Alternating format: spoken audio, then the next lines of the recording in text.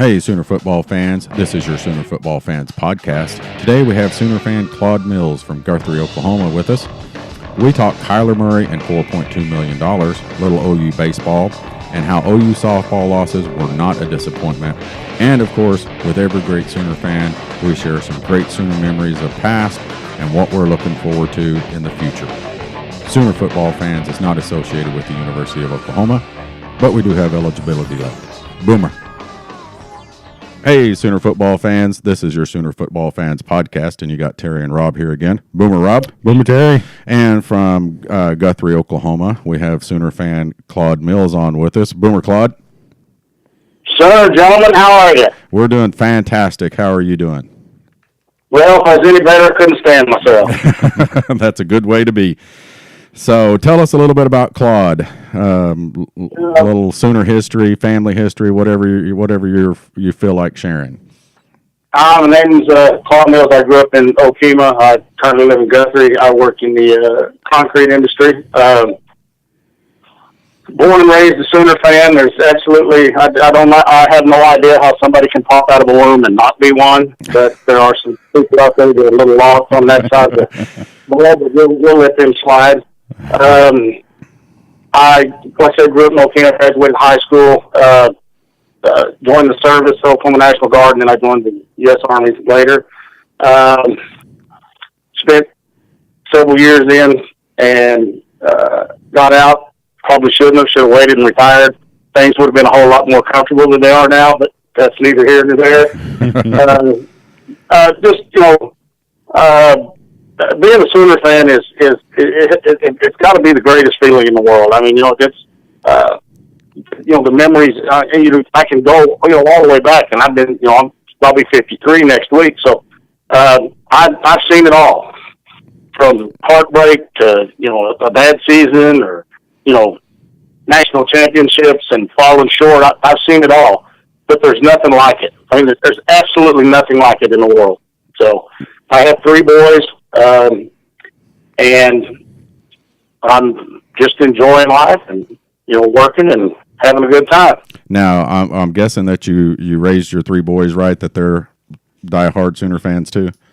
Well, I went through a couple of divorces. My oldest son, yes, absolutely. Now, my second marriage didn't go very well, so she's kind of spun them to a different direction, but we won't get into all that. Oh, boy. Yeah, my oldest son married a Longhorn fan, so yeah, that's always fun. So she never talks about it unless Texas wins, and I'll get a nasty little message from her. But if Oklahoma wins, it's always quiet, So, but bless her heart, she will. I will say this about Sarah. She's a Longhorn fan, but she will adorn the Crimson and Cream when needed. She will. We went out. They live in California. We went out there to the Rose Bowl, and all the stuff we did pre-Rose Bowl stuff. She had an OU shirt on. It doesn't burn her skin. And she's always told David, well, why don't you do the same for me when the Longhorns are playing? And he's like, nope, not going to do it. For one, my dad will come out here and shoot me. So, but he married a Longhorn fan, and but she's mainly a sports fan. She likes the Packers, and she'll watch the Sooners, and she'll wear the stuff. And she, I said the only time she wants to let anything, only time she says anything is if Texas wins. So my boys are in California. My boys are in California also, and my oldest one was at the Rose Bowl. Yeah. So yeah, so it's kind of a neat little thing. But yeah, both my ex-wives were from California, so yeah, that means she's got a little. I think she got a little Crimson and Cream blood flowing through her. She can put on Longhorn so it doesn't bother. She put on a Sooner shirt and it doesn't bother her, because I don't deal with anything south of the Red River. The only thing I have down there that I follow is the Dallas Cowboys, and that's it. But yeah, that's a neat thing that we were. That was one of the things that I enjoyed the most, being able to pass my love for Oklahoma football and the university to my son. He'll be starting in the spring, and he's going to major in journalism here. So, that's good. Very cool. I'm looking forward to that. So, well, yeah, we're about the same age, me, you, and Rob, and so, what we get to experience now and our kids get to experience. Don't look at me like that, Rob. You're just a few years. I am a mighty young stud. But, we get to see every game every week. Oh, yes. Now, when we grew up, you maybe saw 2 games a year and the bowl game, whatever bowl game they were in. And that was generally Texas and Nebraska. All the rest of the stuff. All the rest of the stuff we sit around and listen to on a radio. Yes, sir. Listen to the radio, read the newspaper. Bob Berry Bob Berry Sr. would let us know, and Nick Cornett and all those guys would let us know if we did miss the job. So I remember lots of times sitting out in the, out in Hayfield, just kind of just with the radio on and, going, okay, and getting everybody together. I mean, it was something that, if you turn a radio or a TV set on and Oklahoma is playing and you don't know a soul, folks, by the time half of the quarter's over, you've met 1,000 different friends. Yeah. Everybody shows up. So it's a lot different for the kids now because we talked about it before. We watched the playbacks every Sunday night. You could not wait. Growing up in McAllister is where I grew up at. It was Channel 8. On Sunday nights at 10:30 after the news, they had the Barry Switzer show. And you got to watch the playbacks. That was how you watched the game. You already knew the outcome. And, it just went through all the plays, and that was it. Well, now you get to, regardless of who we're playing, you get to watch the game, and then you get to watch the playbacks. And you got sports radio shows, you got, Sports Extra, you got ESPN, and this generation, I want to say, do we call them millennials, Rob? Or mostly. Some of them are called snowflakes, but that's a whole other deal. They don't. I call them the spoiled generation because, just like you said, they got social media, every sports show, and watching them every week. We didn't get that. Yeah. So, if you wanted to know about Oklahoma, you had to go find it. You know what I mean? Absolutely. Even though it was your state school, it was, we had to go out and we read the newspaper articles, we watched the playback, we, like I said, we watched Bob Berry or whatever, evening news that night just to see 2 or 3 highlights of the game. Mm-hmm. And so it's a completely different generation of people watching it. And and I'm sure I'm the same way as you. I love it. I love the fact that I can see every game, regardless of where it's at, even if it's an 11 a.m. Kickoff, like we're going to have a bunch of this year. Again. Yeah, they just really try to do everything they can to put an old thorn in our side. And that goes all the way back to our early days with Coach Switzer because he just beat the hell out of everybody. So they couldn't get revenge on us that way. So they make us get up, but I got news for them. You can have 6 a.m. kickoff, and we're still going to pack the prairie, Palace. Oh, yeah. So it doesn't matter. Listening to the media types, they're saying that 11 a.m. slot is a national slot, okay? And, it's a good slot. It's better than the 2 o'clock slot, which I don't think it is. I would much rather watch a game at 2 o'clock than 11 o'clock. Absolutely. Oh, absolutely. But I think Lincoln Riley, I think his issue is, and when he talked about it, he hated it because of recruiting, and I was reading some stuff this morning. His big hate about it is these kids play football on Friday nights. If you got a kid playing a high school football game in California who's wanting to take a recruiting trip to the Sooners, you can't get him on an airplane in here by 11 o'clock the next day. That's right. And you cannot. And that's his gripe, is, hey, it's hard to get these kids in here at that early of a time. Now, all the merchants around town hate it because, at the 11 o'clock, the fans show up at 10, and they leave when it's over. Well, if you got a 2 o'clock, the fans still show up at 10, and they stay and they spend money. They eat, drink, and be merry until the game. So it cuts into the economy here in Norman too. So it's a fickle situation. If you listen to the media types, they say, well, it's a good spot for Oklahoma. Well, but it's not because of the recruiting, and it's not for the fan base. It's not good for anybody. Yeah, it's not good for us. And you're right. I don't mind. One. When they pile them on, 2 or 3 or 4. Every year like we've been getting. You're right. It does cause an issue with the merchants and the economy, and also like you said on recruiting, where kids, if you've got them, spread clean across the country, where we bring kids in from all over. That you've got to take that travel time into consideration, because if a kid's coming back on a recruiting trip, especially during the season, he wants to see a game. Right.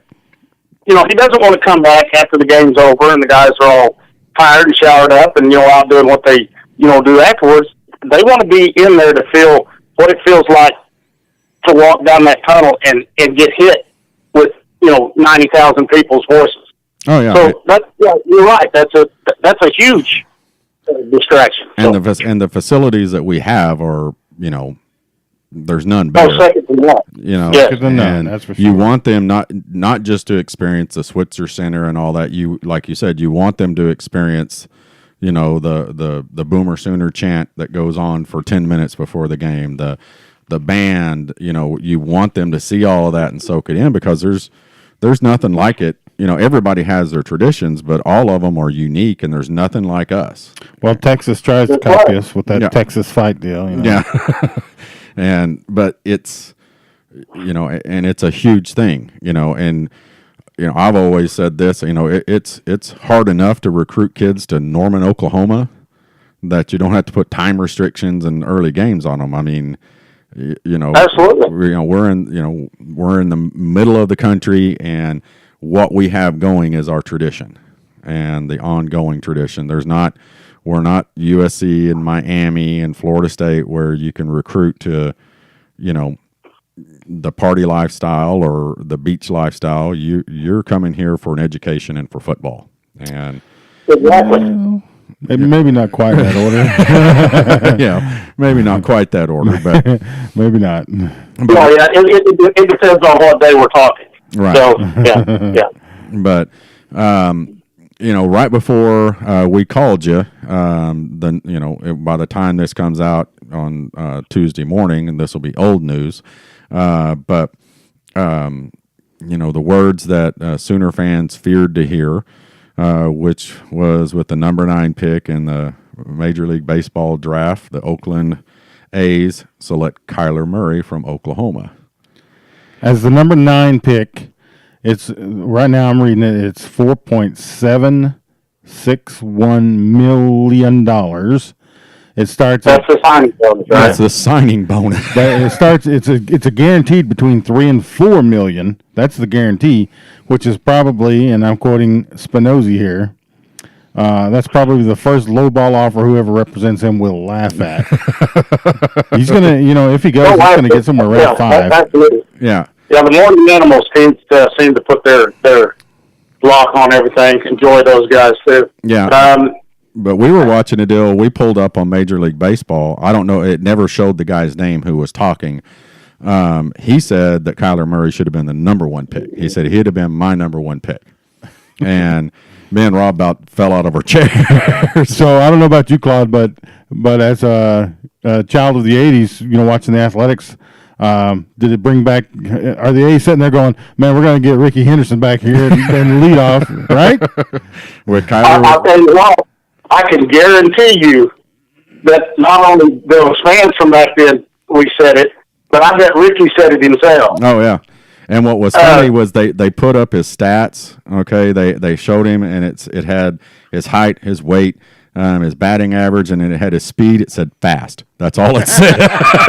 And it showed him running the bases. And that was on Major League Baseball Network. Well, that's about all you can describe it. Yeah. I mean, because that's what he is. Well, he's fast. I mean, there's no other word for it. So if you're watching it like you do in football, it's it's a sub 4.4 40 speed. But if you watch him play baseball and you watch him round those bases, he's quicker than that. Yeah, He's just quicker than that. Have you got to see any of the baseball games live? Yes, I've got to see several of them. Yeah. It's phenomenal watching that guy run the bases. It's just he gets a different gear every base he hits. Yeah, and it seems like he turns first. He's gunning it, and then he hits second, and then somehow he hits some hyperdrive or something. So like I said, he's got a different gear that a lot of people don't have. Yeah, well, a routine out hit to second base is not routine when he's hit the ball. You better be making the play, and you better make it quick. If you watch it, there's nobody scooping that up and the slow double hop toss. It's scoop and throw because that kid is moving down the baseline. I think there's a really good chance that he could outrun me from home to home if I was on my motorcycle. All right?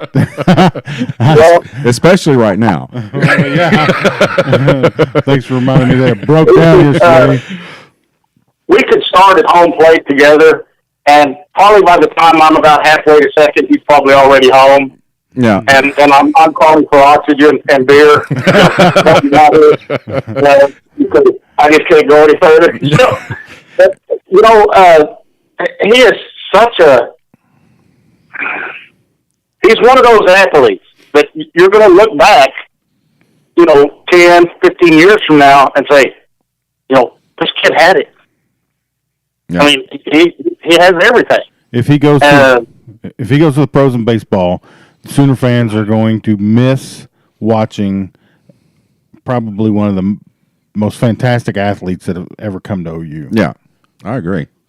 I would agree with that. And also, there's another thing, and you guys, you've watched enough sports. There's that little thing in the back of your mind when you follow a legend. Oh, yeah. So, ask Gary Gibbs about following a legend. people might not think that sets in, but I firmly believe that sets into somebody's psyche. Yeah. That, hey, okay, here's the pros and cons of all of this. And remember, I am following Baker Mayfield, who has, put himself up on the Mount Rushmore of Oklahoma people, right up there, Switzer and the Boz, and Roy Williams and Joe Washington. I mean, you can go on and go on. They don't make a mountain big enough to put our people on. Right. They just don't. The Rockies won't cover it. But, so that's something that I think is going to go through his mind. And like I said, I don't know about you guys, but if somebody put $4 million or 4.5, 4.6, whatever it is in front of me and says, we want you to come and play baseball, and right now, you don't get all of it, but we're going to give you 4. We're going to keep this little pile to ourselves and pay you a little later at it. That's got to be something, but also know in the back of his mind that there are things in college football that he wants to, achieve, like he did in high school football in Texas. He was a legend. Right. And I think he wants to do that here. He wants to win a Heisman, wants to win a national championship, wants to write some record books of his own. I understand all that, and I hope he gets to do that. But I also hope that whoever he has surrounding him gives him the right answers and sits down with him and thoroughly talks over everything and not just looks at it with tunnel vision. Right. And I'm like you. Rob's like you. I think you put $4 million in front of me and say, because if he signs with them, he immediately goes in, to an A league, a rookie league somewhere. He starts playing baseball somewhere immediately. And absolutely immediately. And their goal is to get him to the majors as fast as they can. So he is on the fast track if he signs to play Major League Baseball, not minor league, Major League Baseball. And now what Major League Baseball said, watching the draft tonight, the little bit that we watched right before we called you, was this commentator who said he would have been his number 1 pick, said, now he goes, it's my understanding he is going to play football in the fall at Oklahoma, and after football season, he's going to go play baseball. But he ended that with, but we'll see what the A's offer him. So it's not done yet. I mean, it's... Oh, absolutely not. This is just the beginning, folks. They can grab a cold one and tighten your belt, because just like you said, this roller coaster has just started. Yeah, and with me, I mean, he tweaked a hamstring, was it, during the... Yes. Here last week. Yeah. What if you're in football? I mean, I've had Twitter conversations. We had, the Prairie Report on here. We know he's not made of glass, okay? But Troy Aikman wasn't made of glass, and Troy Aikman shattered his foot, his ankle playing Miami here, and that's why we got Jamel Holloway. And I was at that game. And why would you? Why would I tell my kid, son, I know your lifelong dream is to play college football, win a national championship and a Heisman Trophy, but there's no guarantees of any of that. And what kind of pressure? What kind of pressure are the Athletics going to put on him? Yeah, they're definitely going to say, listen, we don't want you to go play football where a 300-pound guy is trying to rip your head off. Right. I mean, I can't. And I can't argue with that. So I think you're going to see something from Lincoln Riley that you're not going to see from a lot of other coaches. Lincoln to me seems like a sincere guy who wants what's best for his men, not players, his men. Right. And I do believe that he's going to, have a conversation with him and not put any pressure on him one way or the other. I think he's going to say, okay, here's what you can do here, but here's also what you can do over here. Right. And entirely, no matter what I say as your coach or, your mom says, brother, best friend, girlfriend, or the guys on Twitter and everything else, this decision is going to have to be made by you. So take yourself into even if you have to go into a closet, just lock yourself in it, or it's just you. And make the decision that's right for you. If he decides to go play college, or if he decides to go play Major League Baseball, and then Sooner Nation is going to stand behind him. Yeah, and should. And if you are a Sooner Nation, proud Sooner Nation member, you're not going to get on here and bury this guy on Twitter. Now, some will, but that just shows you that they don't really understand what's going on. Because put yourself in his place. I'm sitting there going, geez, you know how much, yeah. I could do that kind of money. Yeah. And that's got to be a big issue. I don't want him to make his decision entirely on that.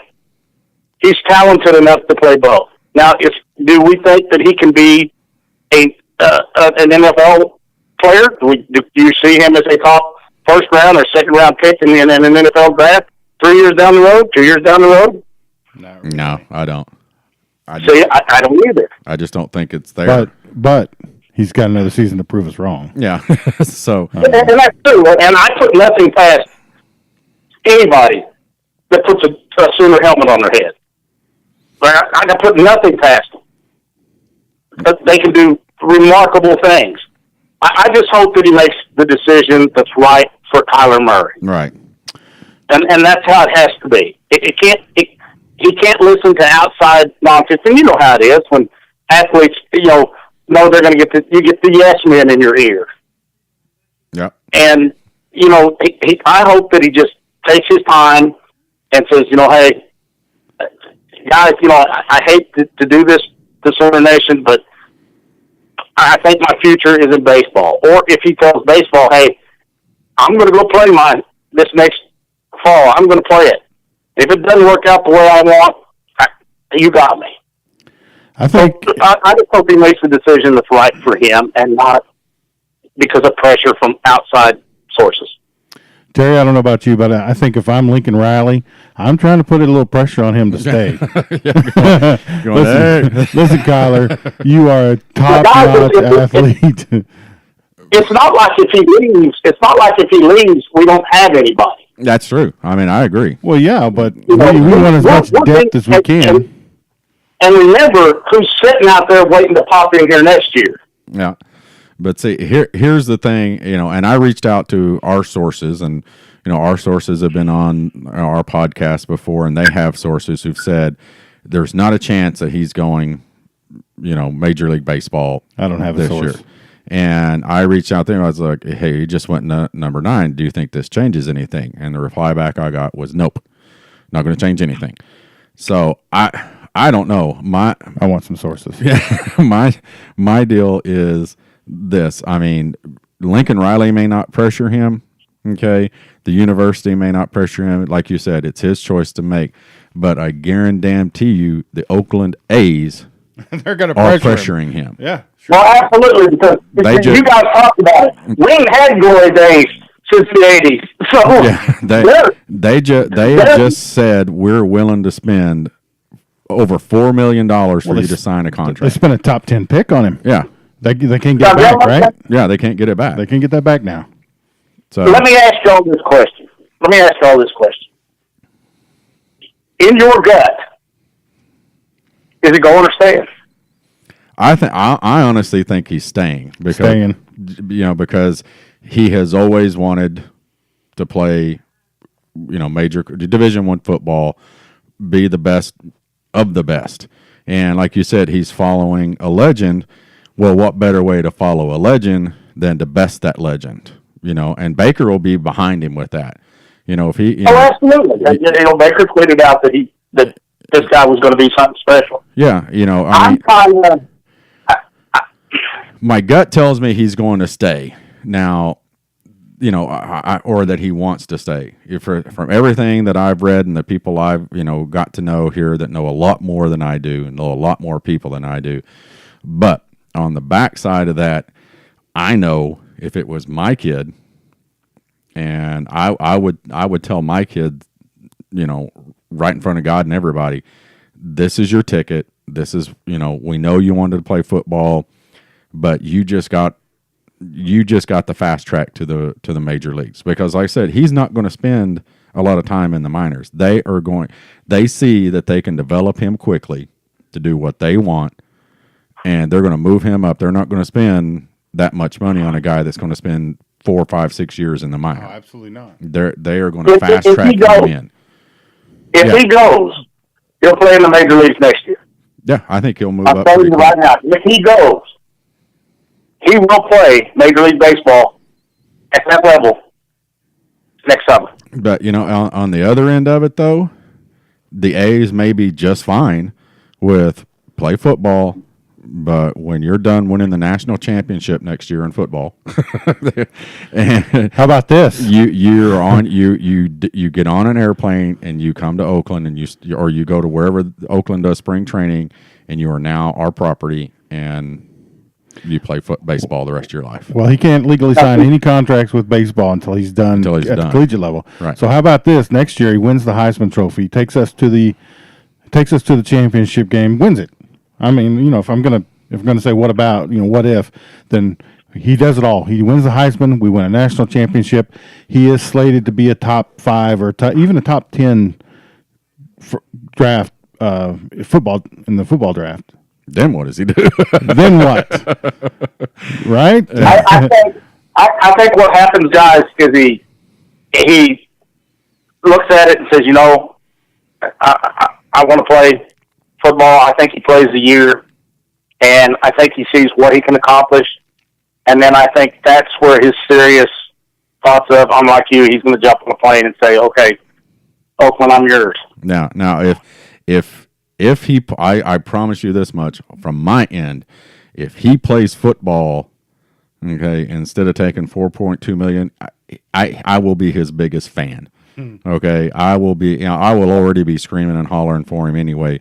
But for somebody to go, my heart is here. I've made a commitment to the football team. I've made a commitment to my university, to my teammates. I am going to play. That says a bunch for a young man, and I will be 100,000% behind him, screaming louder than ever.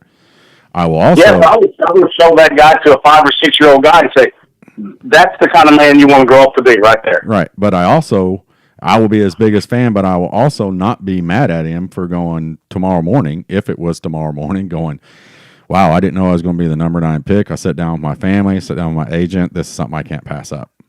I would be. And I would understand that too. And I would hope that everybody affiliated with the University of Oklahoma, fans of the University of Oklahoma, would understand that too.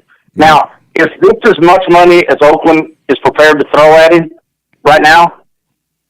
Yeah, it's over $4 million. That's the. Didn't you say it's that's the range of it, Rob? Is that pick gets around guaranteed 3 to 4, $3 million to $4 million, and that's without any negotiation. That's a guarantee right there. That's what I'm saying. They could. Is Oakland willing to go up to keep him out of football? I might say, listen, we're going to go to 10 if you don't play, right? Yeah, I mean, because what that number is an average. That's an average of what that pick has been paid over the last several years. It's not set that guy, they could sit here, they could be on the phone with him right now going, you know what, we don't want you to play football. Instead of a $4 million, we're going to pay you $6 million. What would stop them from doing that? Oakland's getting ready to build a new stadium, and they're going to need something to put people in the seats. Yeah. So it's definitely an interesting thing. It's definitely an interesting. I thought it was a big deal when he was the 36th prospect, but when that popped up on everything tonight, I was like, "Holy cow!" I thought it could definitely be a game changer. Yeah, but it sounds like it's not going to be. Yeah, I was ecstatic and I was sad at the same time. Yeah, I mean that's just how it was. Like I said, I just hope that he gets the right input from folks, and he takes the time to, weigh his options. Right. And I'm gonna follow the man either way. Now, kind of sticking with baseball, but off of Kyler, let's talk a little bit about the Sooners baseball this past week. They started off strong and looked like they were going to be headed to a super regional, and Mississippi State just come back and got us twice in a row. And first time we beat them 20-10. Yeah. And we put up a football score on them the first time. I thought, man, we got this in the bag, especially after we beat Stanford. You said that, well, geez, we got 3 touchdowns and missed an extra point. Hey, we're rolling. Yeah, I watched. I didn't watch today's game. I really can't see that as a doctor. Yeah. I got to see a few replays. Dean Blevins on Channel 9, and it just looked like it was one of those things where they just couldn't get it going. And you know how baseball is. I mean, it's a game of momentum, and once you get it, and it's kind of hard to take it away unless somebody does something else. We just they hit the ball, where we weren't. Gave up a big home run, and it just. Yeah, but I'm gonna tip my hat to them because they went into all of this without their 2 best players. Oh yeah, and that was and still made a run that people didn't think they were gonna do. Right. So I tip my hat to the skipper and them guys. A great first year. I'm very impressed. Yeah, me too. I watched that. I watched yesterday's game, and it was just. Pretty much, from what I could tell, was just like today. We just couldn't muster any hits to get anything. But yesterday's game was the longest, slowest baseball game that I've watched in a long time. I don't know why. Maybe it was because of the anticipation all day long because it got rain delayed. But I felt like I watched that game for 3 days Sunday. Yep. It just strung on and on and on. But I'm with you and Rob. I mean, first year skipper. I mean, hey, the guys obviously respect him, and they had a good season, and it's something I think we can look forward to seeing a little bit more of as he sticks around. And then also along with that, we had the softball team. That was, real quick. You do know that Oklahoma historically with rain delays don't have good things happen afterwards. Yeah. So that kind of bothered me when they had that. So just a little nugget there to throw it in. Go ahead. Yeah. But then on to the softball team. And, I was a little agitated with a lot of the, I guess, our local media and stuff, disappointing. I don't want to call it disappointing because they've been there 3 straight years. They've won it 2 of the years. I don't know if I was disappointed. It wasn't like losing the Rose Bowl, going, "Oh my God, we should have won this game." You know what I mean? Well, actually, I mean the statistics were more in our favor. Yeah. At softball, I mean, we had the best winning percentage, the best pitching, the best defense, the best offense, and we just couldn't get that offense going against Washington. I don't know. I mean, the Sunday or the elimination game Sunday, we had 7 hits and stranded all 7 base runners. Yeah, see, there's one statistic that people didn't pick up on, in the national media or our local media, and following baseball, and you guys do, and follow softball too. When you're 1-15 with runners in scoring position, that statistic alone hurt us. Yeah, we could get them on base, but we just couldn't get them around. Yeah, and I'm like you. This was no way a disappointment. I was very upset with local media about it also. Yeah, these girls have just did everything possible. Right. It's hard to three-peat in any sport. Right. But in softball, especially, it hasn't been done since 88, 89, and 90. Yeah, and I think maybe my disappointment wasn't in the team. I was disappointed for the team. You know what I mean? Because these girls, these athletes, ladies, I'm just going to call them athletes. These players have been together this long and have done an amazing thing, and they did everything in their power to make it happen again. And I was disappointed for them. I wasn't disappointed in our team. And they believed that, they did. And Patty said it in the press conference. They believed going up to that last bat, they were going to win that game. And you could see it when they gathered up. It was, this is it. It's time to rally. And credit Washington. They stumped us. They would not let us rally, and we had every chance to. Every chance. Absolutely, we had every chance. And that goes back to another game, we were talking about that. If I had a young daughter, right now at home, and I'm watching these games, and we lose it, and I tell her, I say, no, you want to emulate somebody? Pick any one of those girls sitting up on that screen. Yeah, because they were just amazing. I let them know after the game was over. I texted them, and I'm tweeting out all over the place when it's softball and football and basketball. I mean, I'm tweeting all the time about it. Come on, girls, let's do this, let's do that. But I tweeted out and told them, it was a privilege to share those memories with them, especially the seniors that were losing, but even the underclassmen that are still there that are coming back. They've got a chapter to write. Right. So this team, by no means, is something that, we need to kind of, okay, well, we had a run. These girls coming back are going to be just as hard. And like I said, I shed a tear, not going to lie. It was hard to watch them, be knocked out of the Women's College World Series. But like you said, it happens. Sports is a weird puppet. Yeah. The man upstairs with his little strings, he tends to do some things that, cause issues. Go back to the Rose Bowl. I mean, we had problems defensively all year, and all of a sudden our defense puts the game away for us. Yeah. And then it just, the bottom fell out of it. It happened. Well, I think with the softball, we don't have much to worry about. I think they're going to be back pretty strong. Oh, I do too. And and this is, with recruiting, with Patty and the recruiting. I never can pronounce her name right. Alo, is that how it's pronounced? Is Alo? Jocelyn Alo. Alo, okay. Is how in the world do you get somebody from Hawaii to move to Norman, Oklahoma? Well, you just be awesome. That's how. I mean, she could have gone anywhere in the country,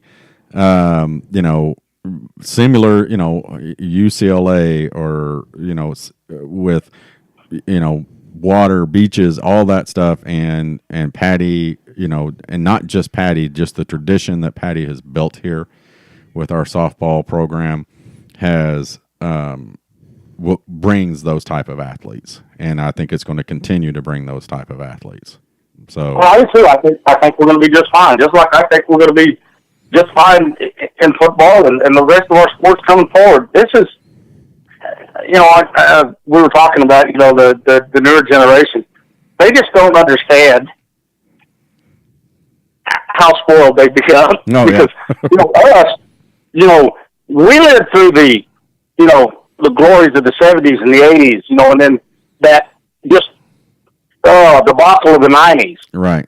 You know what I mean? So we've had a chance, and we were still there, and we're still there now. Yeah. Don't know a lot of people that would have stayed, after that.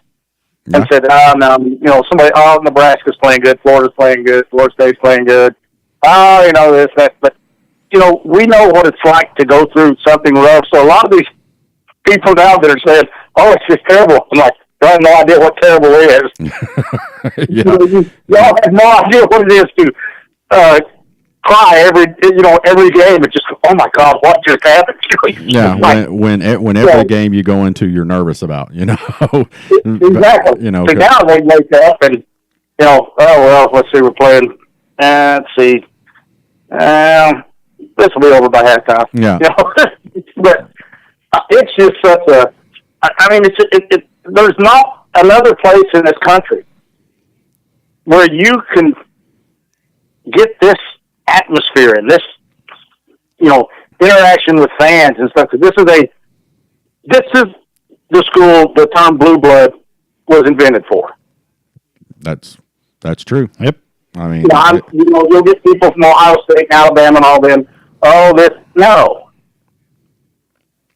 We created a monster under Bud, mm-hmm. and Barry's like, okay, my job's to feed it, and I fed it good. We had a little bit of a struggle there, couldn't find our identity, didn't make the best decisions with coaches, I think, and Bob comes in and says, now wait a minute, this monster's not dead, he's just been sleeping a little bit. Yeah, time to know. So let me put my foot in the butt here and see what we can do. And he's passed that on to Lincoln. And gentlemen, I think you're looking at Lincoln Riley. He's going to be the first coach to win 4 national championships. I hope so. I like your optimism. I see a lot of stuff on Twitter with fans putting on there, and they're upset that Lincoln isn't a top 10. College coach. You see all those little Twitter polls that ESPN has the top 10 coaches, and Lincoln's not on it. And I just keep saying, guys, he's only been the head coach 1 year. You don't go from not being a head coach to one of the top head coaches in 1 year. I think he's going to be up there with Saban, because I just have this sneaking suspicion that he's going to feed this monster the way it's never been fed before. He's got an offense. I don't ever think our offense is going to be an issue. I'm concerned about our defense, and that which is what we're always concerned about, right? But I've said it before, is I'm not concerned with what Lincoln does last year, this year, and next year. I'm concerned what Lincoln does in year 4, 5, 6, and 7, and 8. Because let's face it, I mean, he inherited a coaching staff. He's added to it. He's taking over a program like he did is a lot different than taking over a program like Bob did. Bob had to build it from scratch. That's right. Yes, he did. And Lincoln kind of inherited all this. Now, as coaches resign, retire, he's going to have to fill it up. That's what I'm more interested to see. But I still think if he continues to be able to recruit like he has been, and Rob and I were concerned when he first got the job. All of a sudden, you start hearing all these 4- and 5-star receivers and tight ends, all this offense, and we're going, wait a minute, where the hell's the defensive players at? What are we getting defensive? And now that offensive feeding all these defensive guys are sitting over here looking, well, they've just got all the top 3, 4, and 5-star guys going on the offensive side of the ball. Well, I want to be part of that, because they want to be the part of the defense that's going to shut everybody down and we score 75 points on them, And that's what I think that's what we're headed to see. I think Lincoln, everything that I've seen, and we've brought this play up a couple of times when we played Ohio State and Baker went out. The first play that he ran was a zone read option that they optioned the ball back to Kyler Murray. He handed it off, followed. They read it. They let the corner commit, pitched it out to Kyler. I'd never seen that before. Maybe somebody's ran it, but I'd never seen that before. And that's, I think, how his mind works is this is what I got, and I'm going to feed into what these kids do. You know, and he's gonna change college football offensively. Oh, yeah. In his tenure, he is going to change. I think you're college right. football offensively. Kind of already has, really. Yeah, I mean, when you're the first year head coach and you got NFL teams coming down here going, okay, what are you doing with this? What's this? Why did you do this? That's saying a lot. And to me, what is he? 33, 34 years old? Yeah, 34. I mean, I've had good jobs my whole life. But could you imagine being 33 years old and being in control of the University of Oklahoma football team? His office. Yeah, I mean, and then you guys talk about the offense and shifting here to the defense. We're going to have some of the best talent we've had since Bob's early days. Oh yeah, yeah, and the thing is, and I'm not sure. Well, I think some of it was, and people have talked about it since Bob left. I mean, and I'm not dogging Bob or the program, but it got to where, with my understanding with recruiting, and this comes from people who know recruiting and follow it, was Bob was like, well, if you won't come here, we'll just go get somebody else who will. You know, you can come in here now, and these kids, it's a different generation now, and that the social media frenzy is being fed to these kids from the university, from Lincoln, going, we want you here. There's a reason why Lincoln Riley puts eyeballs out. It's not because he's talking to the kid, okay? It's because he's talking to us fans, and he wants us fans to start talking about what kid is going to do it so those kids can see the fan base talk about right. them. Yeah. That's what he's doing that's different than anybody else, and everybody else is starting to follow along with that. And because you've seen it, you're on Twitter, you know those eyeballs come out, somebody pops out here, is it this kid, is it that kid? And, then when we find out who it is, that 6 hours of anticipation, that kid's Twitter feed gets bombarded with 150,000 tweets, Yep. and that feeds that kid's ego, and he goes, wow, I want to. And you see kids now, on Twitter right now, literally will throw a deal out that's a prospect and says, where are all my Sooner fans at? He's not even committed to Oklahoma yet. He wants to see what the Sooner fans will do. And his, Twitter gets bombarded. And that's what I think Lincoln's doing. Not only does he have that mind, he is relating to these kids in a way that nobody else is relating to them. Nick Saban's not relating to these kids that way. He's got somebody that tweets for him. I guarantee you he has a Twitter force. Guaranteed. He's disconnected. He's got an intern somewhere that, okay, what do you want me to say? And he's probably going, what the hell are you asking me for? Exactly. But I guarantee you, Lincoln Riley is on his phone when he does the eyeballs. It's him. You know what I mean? And he does it to stir us up. The eyeballs aren't for the kids; it's for the fans, and because he wants the kids to see this is what you've got. You've got rabid fans in Oklahoma who want nothing but the best. And you're a part of it, so come on in here. And which is part of his genius, I think. Now all we got to do. Yeah, he's a very smart man. I'm happy that he got it, and we didn't have to say goodbye to him, because I guarantee you, people before Bob announced his time to retire, and every college administrator was sitting there with his board going, "Geez, can somebody get Lincoln Riley out of Norman? At least try it. Is there anything we can do to try?" like I said, I thought it was a good hire, and I think he's going to be a coaching legend here, and I do believe he can win 4 national championships. I think he could possibly win more. He's just got that, and I had a chance, like I was telling y'all earlier, and just kind of a little quick memory here. My son came back last year, to go through the campus tour and stuff, and we took him. I took him to a game, and he's followed OU on TV and stuff, being out in California. He got to go to his first OU game last year, and it was against Iowa State. Yeah. So I'm telling him that. And then his second game, he said, was at the Rose Bowl. So what? He got a chance to meet Lincoln Riley after the Iowa State game, and then, we got the debacle in Texas, and then all that kind of stuff. Lincoln took time after all that, and I bet he spent 15 minutes out there just talking to him. Wow, that's cool. And I was so impressed with that. I was like, God, if I was you, I'd be so mad right now. I couldn't see straight with I know, we won Texas, but defense didn't play good. Yeah. And then, offense didn't do what they usually do. We made the plays when we needed, but, we didn't put up 50 on them, which is what we need to start doing. But he took that kind of time, and he, visited with him, and Chase, told him that he was coming to school, and he's like, oh, welcome aboard.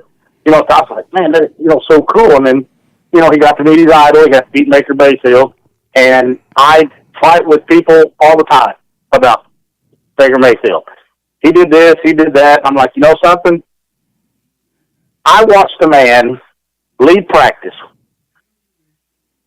and walk across the street and see a 19-year-old kid here.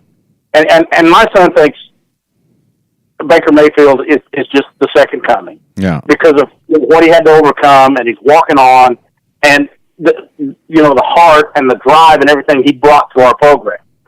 And, a lot of us don't get a chance to meet our heroes. Yeah. We don't. And I watched Baker walk, and my son sat there, and he was frozen. He couldn't get up to go talk to him. And Baker slowed down enough to then start walking towards him to make him feel comfortable where Chase could get up and go talk to him. And he signed his jersey, took a picture with him, was cordial, laughed at him. I said, something? That's the Baker Mayfield you people need to start following. Right. But like we said, that's not news. What's news, what everybody, the national media, it's, oh my God, look what this kid did. And we've said it before. There were 2 instances in the whole time he was here at Oklahoma, and that's all they focused on. That's all they focused on. Well, they talked about how great the quarterback. 30 years from now, in my old, demented old age, sitting in a rocking chair with the swimming trunks on and a beer in my hand, waiting for the good Lord to call me home. When I look back at Oklahoma football 30 years behind me, I'm not going to remember that nonsense, but I guarantee you I'm going to remember the time that he took him and Coach Riley to visit with my son, who was just a fan. Exactly. Now, last thing, let's go into this season. What game are you looking for this season? Is there a game that you're, besides wanting to just stomp the hell out of Iowa State, but the Army game, UCLA game, but folks, I'm telling you, I'm a Sooner fan from since God was a boy. I look forward to the Texas game every year. Yeah. That's just the game that, I understand the non-conference and all that kind of stuff. Now, I really want to put a shut up to Daniel Toss Jr. there at Florida Atlantic. I really want that one, but that Texas game just, it looms like a melanoma every year. It's there. Yeah. And it doesn't matter how good you are, how bad you are. Sure. That one right there is the big spot that I look at every year. Besides that, I hate going to Iowa State and playing. Yeah. I just can't stand going there. That's always one that concerns me when we have to go on the road. I don't think the Big 12 is going to be as strong. Oklahoma State's not going to be anywhere near where they were. TCU is probably going to end up finishing probably second. We're used to carrying everybody anyway. West Virginia doesn't bother me at all. Yeah. West Virginia is kind of like a tornado watch. I'm watching to see how good y'all are, but the warning never comes. Yeah, I mean, it's always, and I'm with you. We've talked about this the last the last 2 or 3 years. It's been West Virginia is going to be up there. West Virginia is going to be up there, and it's like the times when they tell you, we're going to have severe thunder. There's a 20% chance of severe thunderstorms tomorrow. It has yet to happen. Real good. Yeah, never goes to a warning. You never get the warning. It's just a watch. Okay, I've been watching. It's the same story, no matter what other binoculars I look at. They don't. I don't have any qualms about that game. I think this is a really good schedule this year. I love our non-conference thing. And like I said, the Big 12 is, I don't think it's going to be quite as good. I think West Virginia might make some noise until they have to play the big boys.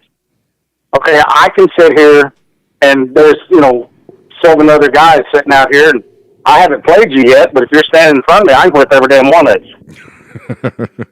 Yeah. But, oh, wait a minute, I just went front this guy, and he just, threw me down on the ground and ate me up. So they don't give me any sense of dread or anything like that. That Iowa State game going to Ames, because like y'all said, y'all followed it too. That was always just a tough place to play. Yeah. Ask Sam Bradford. I mean, it's a tough place to play. But that OU Texas game, I mean, we're counting down. What are we at 90 days now before kickoff? Yeah. Well, every day you feel the hate brewing in you. Yeah. And it gets more and more. So that's the one I always look forward to, and the one I'm looking for this year. Like I said, I'm looking forward, to UCLA coming here, but it's not UCLA that, of old. Right. Troy Aikman's not going to show up as the quarterback at UCLA. I'm not worried about them. Yeah. Florida Atlantic didn't do anything to me because, they got a comedian coaching them. Yeah. So, and a bad one at that. So, and then, like I said, the Army thing, me being in the Army, that's a big one. I'm looking forward to that one. Yeah. Because of not only that, but the history. Yeah. Back in the 50s of OU and the Army. Either one of those was winning everything. So, I'm looking forward to that. But, geez, I'm just looking for a thing. And guys, real quick, hate to keep you on there, but just let me ask you guys a question. Okay. Give me a Sooner memory from each one of you. You go, Rob. Let's see. Sooner memory. Are you talking about like from my childhood? Because I mean, there's Just one that just stands out from your lifetime. Well, if somebody said, "I need you to pick it out right now. Here's the $4 million on the table. Give me your headset." So I was at the Orange Bowl in 2000. And me and a friend of mine, we painted our faces up, and I mean, we did the whole thing. And we talked so much trash to those Florida State people. I mean, it was quite magical after the game when they would, kind of run from us a little bit. So that was good. I don't really have a specific memory because my memories are more about games with my dad and not necessarily going to games with my dad. My dad, was a veteran. He was in the Army. He was disabled in Vietnam. And we may be doing work outside, like you said, hauling hay, working in the garden, whatever the case may be. But when the OU game came on, everything in our house shut down. Okay. And, a little clock radio was turned on to KNED radio in McAllister, and we listened to the OU game. And a lot of it, though, was because my dad was so damn funny listening to him, because it didn't matter who you were playing. I've showed this before. We could be up 77-7 against Kansas in the third quarter, and Kansas score, and my dad would almost have a stroke. Okay, I mean, literally. Yeah. Yeah, going, what are they doing? What are they doing? Like there's a problem with that. Yeah, and But that being said, one of my memories is that I had when we OU was going to be on TV when my dad he's passed away now, but we had gone. Me and my wife and the kids had gone down to McAllister for the weekend, and we were playing Colorado.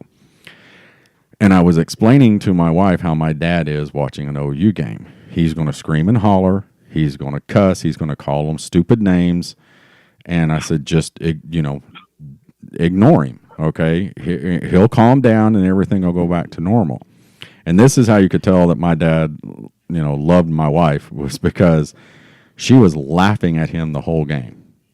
Okay? Looking, and he would look at her in that dad look, you know what I mean? Like, why are you laughing? And then he would look at me and tell your wife, stop laughing. This ain't funny.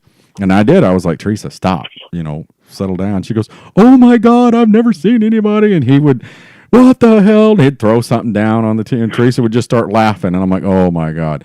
But she had even said then, she goes, I have never seen anybody watch a football game that animated as my dad was. And that's how I was with all of them.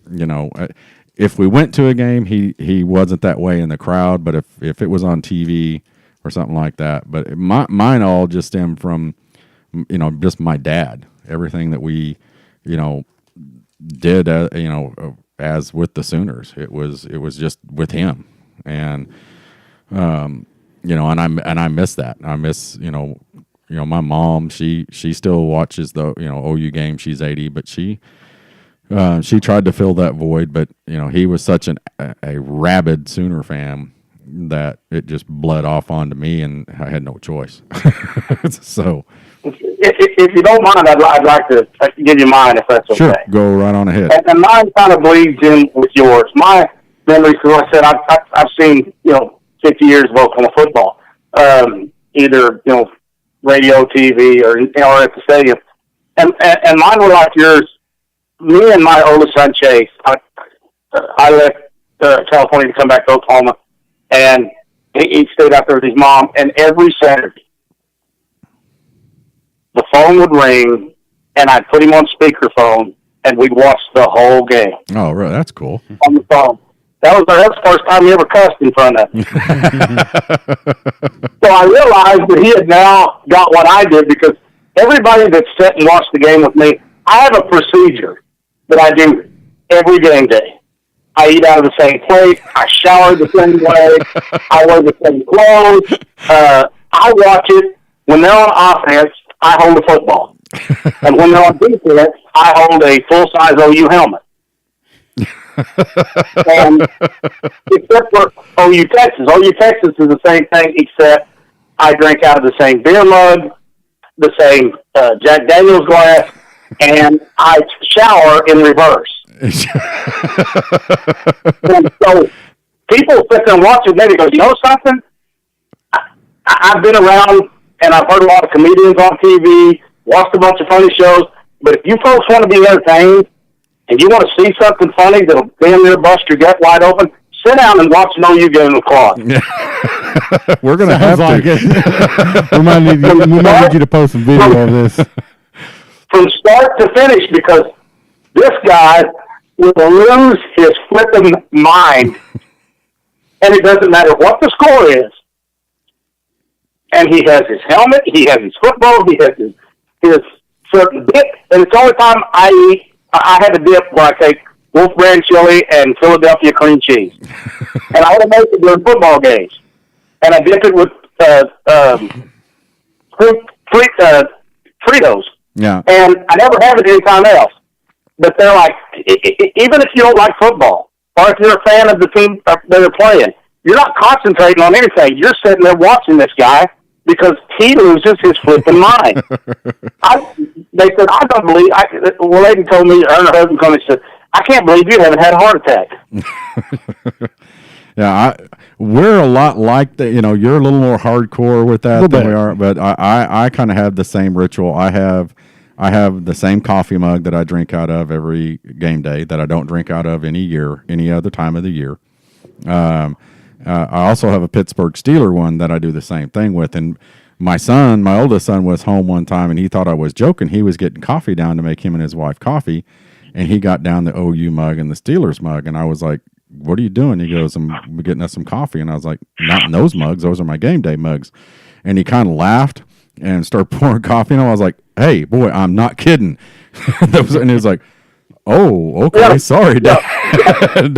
Those don't get used unless it's the game. And it was a couple of years ago. I went through 5 new hats, okay, because my regular old game day hat kind of got worn out, and so I had to do that, and I give it a proper burial. That I think that, it's a procedure. But I bought a new hat, and I'm trying to think.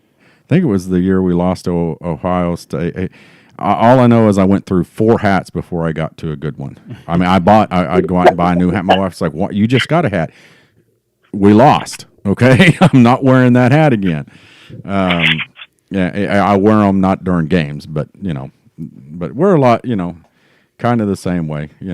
Everybody I think has a ritual. Some people's are more. Mine are people think this guy's on the border of psychotic here, but I'm really not. I just believe in certain things. I mean, it's like you said. I have when Dallas plays, I have a mug that I drink alcohol out of, and a glass that I drink my mixed drinks out of, and a coffee cup. And I'm not quite as, I guess the word would be anal.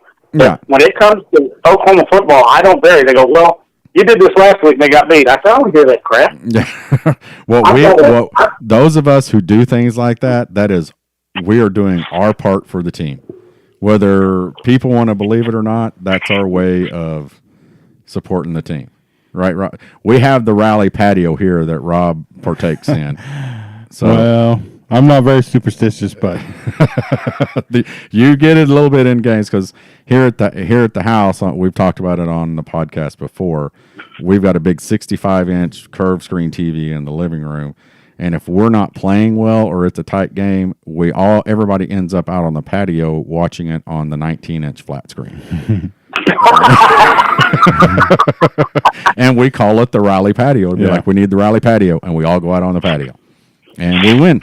so I'm not that superstitious, but I do believe in conspiracy theories. Are you ready for it? Okay, shoot, Rob. So, the University of California at LA, right? They're going to play the Sooners this year. Yeah. So the coach or whoever goes to the athletics there in Oakland and says, "Listen, you need to draft Kyler Murray because we don't get our ass beat by Kyler Murray and the Sooners." Hey, it wouldn't surprise me. Chip Kelly's kind of a strange individual. It wouldn't surprise me if he hit the phone and say, "Hey, Billy, look here. We can have UCLA Day at the Coliseum, or I'll come out and throw the first pitch. Is there any possible way you can dig into a little bit more money? I know y'all got a new owner, but I really don't want to play this guy because I would love to see if he stays. The first series he plays, I want Lincoln to run the wishbone with him." But that's what I'd like to see. But we're going to. We got to get together, guys, and watch the game and have a drink. I mean, just.